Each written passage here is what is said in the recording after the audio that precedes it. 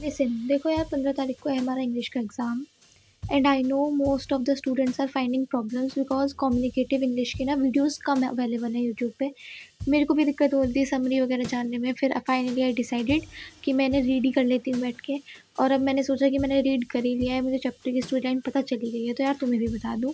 तो basically video में मैं तुम्हें पूरा चैप्टर की समरी दे रही हूँ। This is first chapter, two gentleman of Verona. देखो, मैं कोई एक्सपीरियंस टीचर नहीं हूँ, मैं जस्ट अपने वे में एज अ फ्रेंड तुम लोगों को चैप्टर एक्सप्लेन कर रही हूँ, जिससे तुम्हें स्टोरी लाइन पता चल जाएगी। जैसे यार दोस्ती में समझा देते हैं लास्ट मोमेंट पे चैप्टर, मैं भी तुम्हें पूरा चैप्टर समझा दूँगी 5-10 मिनट में, यूँ अच्छे से एकदम एज अ फ्रेंड। और हाँ, इसके अलावा भी और चैप्टर्स की भी वीडियो चाहिए तो मेरे को कमेंट कर देना, मैं उसकी भी वीडियोज़ बना दूँगी, बाकी रिमेनिंग चैप्टर्स की भी।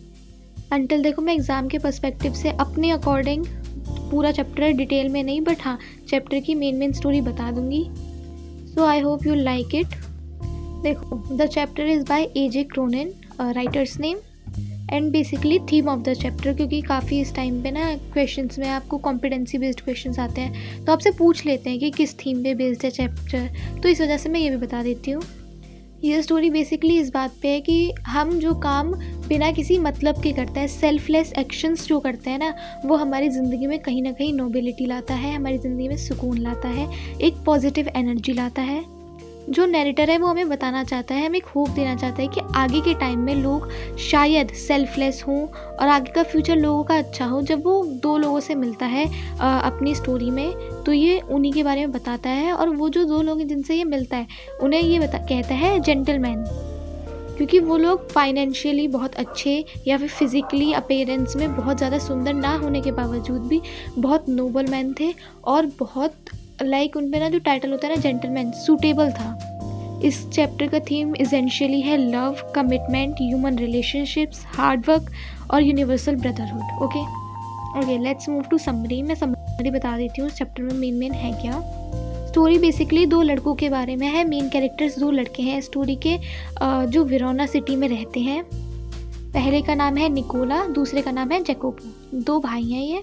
हमारा जो स्टोरी का नैरेटर है वो इन लोगों को सबसे पहले मिलता है जब वो लोग स्ट्रॉबेरीज बेच रहे होते हैं। ये लोग गाड़ी रोकते हैं और इन्हें दिखता है कि दो बच्चे स्ट्रॉबेरीज बेच रहे हैं, दे आर सेलिंग स्ट्रॉबेरीज। तो ये पूछता है कि आपने स्ट्रॉबेरी मतलब कितने की दे रहे हो, लाइक दैट। लेकिन जो नैरेटर का ड्राइवर होता है वो मना करता है कि तुम इनसे मत लो खरीदो स्ट्रॉबेरी, हम आगे जाके शहर में भी स्ट्रॉबेरी खरीद सकते हैं। लेकिन in spite of drivers warning, अपने ड्राइवर की वार्निंग के बाद भी नैरेटर इन दोनों बच्चों के पास आता है और बच्चों से स्ट्रॉबेरी की सबसे बड़ी वाली बास्केट खरीद लेता है। फर्स्ट ऑफ दिस, इससे हमें ना कैरेक्टर जो है नैरेटर हमारा, उसके स्वभाव की, उसके ना पर्सनैलिटी की एक बात पता चलती है कि वो काफ़ी अच्छा इंसान है। अब इसके बाद ये लोग आगे चले जाते हैं स्ट्रॉबेरी खरीदने के बाद। अब जो सेकेंड सीन होता है स्टोरी का, अब नैरेटर इन लोगों से मिलता है जब ये लोग शाइनिंग शूज़, शूज़ पॉलिश कर रहे होते हैं। नैरेटर इन लोगों को बैठा देखता है तो नैरेटर सोचता है कि ये लोग तो वही बच्चे हैं। नैरेटर पहचान जाता है कि जो स्ट्रॉबेरीज बेच रहे थे कल। तो नैरेटर इनके पास जाता है और इनसे पूछता है कि तुम्हारा एक्चुअल काम है क्या? कल तो तुम स्ट्रॉबेरीज बेच रहे थे, आज तुम यहाँ शू पॉलिश कर रहे हो, मैं थोड़ा समझा नहीं। तो फिर बच्चे ना कहते हैं कि हम अपनी एज के अकॉर्डिंग जो काम कर सकते हैं वो सारे काम हम करते हैं, जितना हम पे मैनेज हो पाता है। हम इस तरह के बहुत सारे वर्क करते हैं। हम स्ट्रॉबेरीज़ भी बेचते हैं, हम शू पॉलिश भी करते हैं, हम न्यूज़पेपर भी बेचते हैं। इसके अलावा हम एक टूर भी हैं, वन ऑफ देयर कामों में से, मतलब from one of their work. वो लोग एक टूरिस्ट भी थे, मतलब जो टूरिस्ट आते थे वेरोना सिटी को घूमने, उन लोगों को वो घुमाते भी थे, टूर भी देते थे। तो जो नैरेटर होता है वो इन लोगों से कहता है कि अच्छा ठीक है, मैं भी यहाँ जब तक रहूँगा तो अगर मुझे कोई भी ज़रूरत होगी तो मैं तुमसे पूछ लूँगा और तुम मेरे को इस सिटी का टूर करा देना। तो वो दोनों भाई मान जाते हैं, दैट्स अ गुड थिंग। अब इसके बाद होता क्या है, एक दिन नैरेटर इन लोगों को बैठा हुआ देखता है एक डेजर्टेड विंडी स्क्वायर में, अराउंड आधी रात के समय, लाइक नियरली मिडनाइट। और वो ना सरप्राइज़ हो जाता है कि वो इतनी देर तक काम करते हैं, इतने लॉन्ग आवर्स वर्क करते हैं। उसके बाद ना नैरेटर मतलब क्यूरियस हो जाता है, वो ना ये सोचता है कि ये लोग इतना वर्क करते क्यों हैं। ऑब्वियसली जब कोई इतना काम करोगे तो हमारे दिमाग में आता है कि वो लोग इतना काम क्यों कर रहे हैं। तो वो उनसे पूछता है कि तुम लोग तुम्हारा इतना सारे वर्क करने का, डिफरेंट काम करने का क्या रीज़न है? इतनी छोटी सी एज पे तुम इतने सारे काम क्यों करते हो? मे बी तुम तो बहुत पैसा कमाते होगे इससे। निकोला जो बड़ा भाई होता है वो कुछ भी नहीं बोलता। उसके बाद नैरेटर अपनी तरफ से ही बोलता है कि शायद तुम्हें अमेरिका घूमने जाना है, इस वजह से तुम इतने पैसे बचा रहे हो। तब भी निकोला कुछ नहीं बोलता, वो कहता है हाँ but we have different plans, मतलब अभी हमारे दूसरे प्लान्स हैं। तो नैरेटर भी सामने से फोर्स नहीं करता बताने को। निकोला जो बच्चा है वो काफ़ी सिंसियर और ना मेच्योर बच्चा है, तो वो बताना नहीं चाहता अपनी लाइफ की प्रॉब्लम्स और लाइक दैट, तो उसने वहाँ पे बात टाल दी। अब नेक्स्ट सीन में होता क्या है, ये जो बच्चों का ना इनोसेंट और मेच्योर सा बिहेवियर होता है, नैरेटर को उनसे बहुत अट्रैक्टेड फील कराता है। और जब तक जो नैरेटर है वो वेरोना में होता है ना, वो कांस्टेंट टच में रहता है उन बच्चों के साथ। अब जो टाइम आ जाता है कि नैरेटर के जाने का, इट्स टाइम टू लीव, तब वो अपने नहीं मतलब आई मीन उन बच्चों से कहता है कि अगर वो उनके लिए कुछ कर सकता हो तो, मतलब उनके लिए कोई फ़ेवर या समथिंग, कोई वर्क वो चाहते हो तो नैरेटर उनके लिए करना चाहता था अपनी तरफ से। तो जो छोटा भाई जैकोपो होता है वो कहता है सामने से कि यहीं पास का एक गाँव है, पास में टाउन ऑफ पोलेटा, क्या तुम हमें उसे वहाँ पे तुम हमें ड्रॉप कर दोगे जाने से पहले इसी संडे को?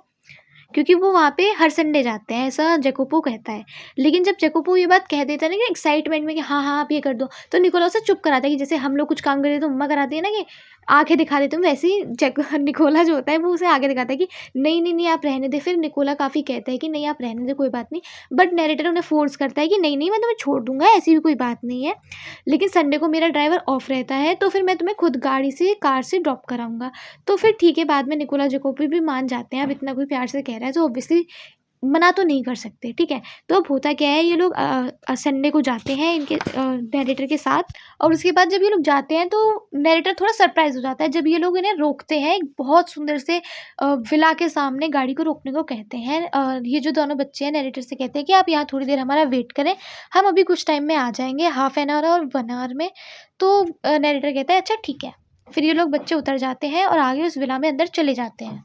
उसके बाद जो नैरेटर है वो सोचता है कि क्या है, फिर उसके बाद नैरेटर क्या है उस विला में अंदर जाता है उन बॉयज़ के पीछे-पीछे। उसके बाद वहाँ उसे नर्स से पता चलता है, वहाँ एक लेडी थी जिससे उसे पता चलता है कि ये तो एक हॉस्पिटल है। तब जो नैरेटर को एक बात पता चलती है वो ये होती है उस नर्स, आप इन दोनों बच्चों निकोला और जैकोपो को जानती हैं? तो नर्स कहती है कि हाँ, इन्हें तो मैं बहुत अच्छे से जानती हूँ। क्या आप इन्हें जानते हैं? तो वो नैरेटर बताता है कि हाँ, मैं भी इन्हें जानता हूँ।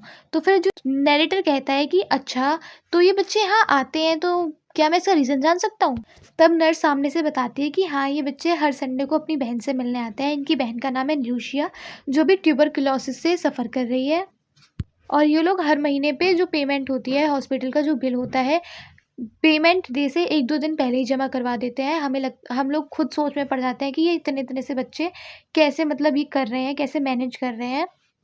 बट द थिंग इज़ कि ये सच में बहुत अच्छे से मेहनत कर रहे हैं और अपनी बहन के लिए ये लोग बिल तैयार करवा देते हैं, पैसों को इकट्ठा कर लेते हैं। उसके बाद नर्स इन्हें इनकी पास्ट कहानी बताती है, मतलब कि ये इन लोगों ने अपने फादर को एक वॉर में खो दिया। इनके जो फादर थे वो एक ग्रेट सिंगर थे और उसके बाद वॉर में इन लोगों ने अपना घर वगैरह भी खो दिया। लेकिन वॉर के बाद जब इन लोगों को पता चलता है कि इनकी जो बहन है उसे ट्यूबरकुलोसिस ऑफ स्पाइन है, तो ये लोग अपनी बहन को बहुत जल्दी से जल्दी हॉस्पिटल में एडमिट करा देते हैं। तब से इसका ध्यान रख रहे हैं अपनी बहन का, और ये हॉस्पिटल्स के बिल्स को पे करने के लिए काफ़ी मेहनत कर रहे हैं।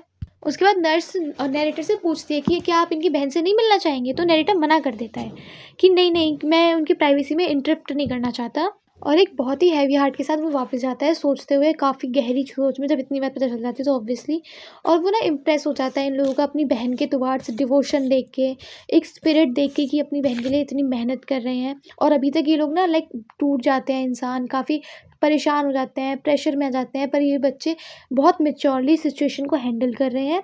और उसके बाद वो बच्चे भी 1 घंटे बाद गाड़ी में आके बैठ जाते हैं। ना नैरेटर कुछ बोलता है, ना बच्चे कुछ बोलते हैं, and the story ends here. अब स्टोरी में बेसिकली ना बच्चों की मैच्योरिटी दिखाई गई है। ये ऑल द स्टोरी थी कि बच्चे अपनी बहन के लिए कितना हार्ड वर्क करते हैं, तो ऑल दैट आई होप समझ आया होगा। I know I am not experienced, so मैंने पहले ही बता दिया है कि अच्छे से नहीं आया होगा, पर 2-3 वीडियोज़ के बाद ना मेरी भी ना बोलने की कंसिस्टेंसी सी आ जाएगी। तो थैंक यू सो मच, और कोई भी बाकी चैप्टर्स भी चाहिए तो मेरे को कमेंट में बता देना, आई विल प्रोवाइड देम।